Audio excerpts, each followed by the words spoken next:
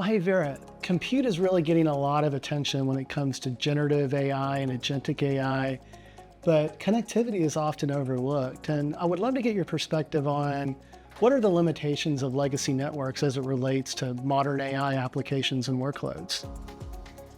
In general, I think many of the companies, they miss this connectivity part. They always focus on the product, they have now probably building amazing product of AI, and they're focusing on the models, and they're building also edge AI infrastructure, but they forget about the devices. Actually, they're out in the street, and they need to connect someone.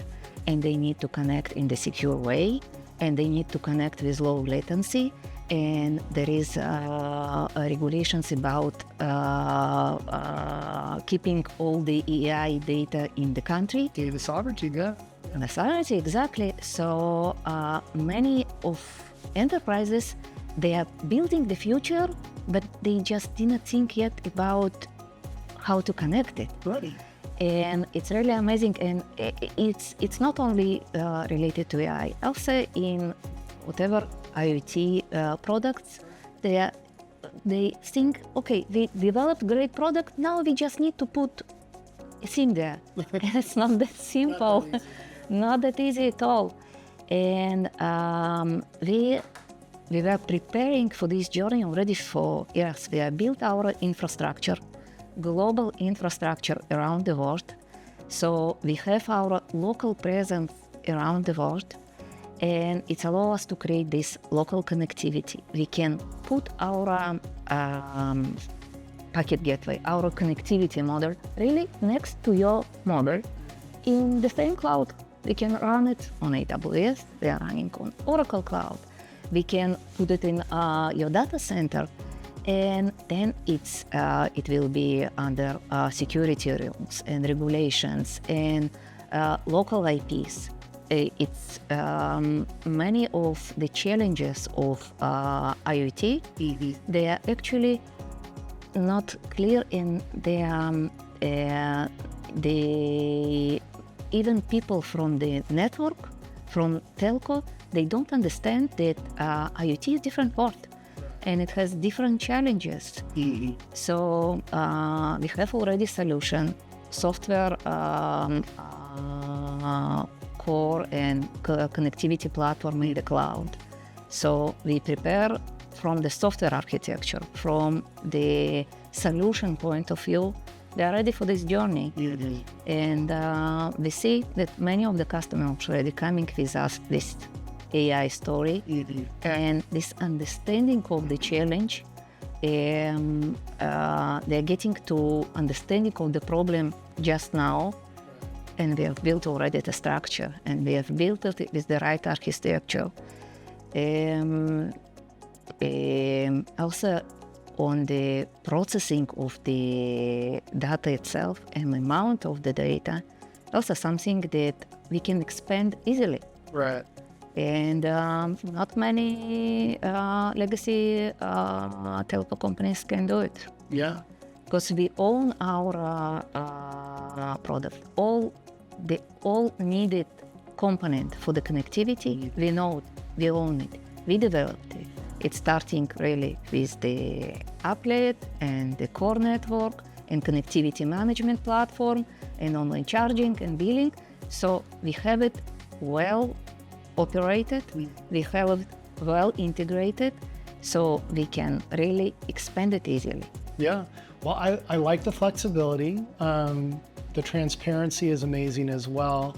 And you and I were talking earlier, it's a microservices-based architecture, right? So it's built for scalability, which is really important because when you look at the number of IoT devices that operate on your network, it's quite expansive. But you sort of talked about, what you're doing, to future-proof the network, right? You're using the term, network beyond. You talked about the fact that it's hyper-local, it's global, but you're also doing something really interesting with insights, right?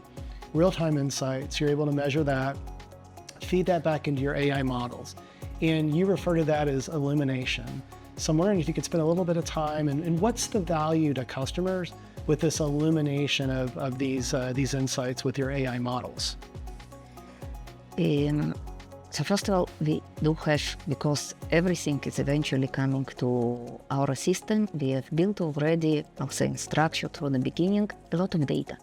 So we have already, we collected so much data, and we are training now our models based on this data, and it can give really the advantage then for every and each customer that's joining us. So, for example, we already know how to understand. Really, we have one of the project. It's a story of a device. Now we are learning each device. We can understand the behavior of the same device, and then based on the historical behavior, we can predict. We can give the alerts if something changed in the behavior of the device. We can probably there is some security problem, maybe device is compromised, or maybe there is a problem with the device itself. And these kind of insights we can, because we have all the informations about what is going in the network, we can expose it also to our customers. And not only expose to them, we can really take the actions. We can help to the customer to operate the devices. And it's something that we already working on, and the results are amazing. I really see that we can give real-time insight, and real-time, and we are talking about milliards events per day. And to build such system at scale, it's not a simple, technology task. And it's something that we are in R&D. We have to expand our system and make sure that it's scalable and highly available all the time, because we want to give this insight to our customers really in real time. Because again, many of our customers, it's critical services. It's mission critical, means emergency service. Grid management, you name it, right? Yeah, a lot of mission critical services, and reliability and this fast response, ability to control it in the real time, this is what we can give. Yeah.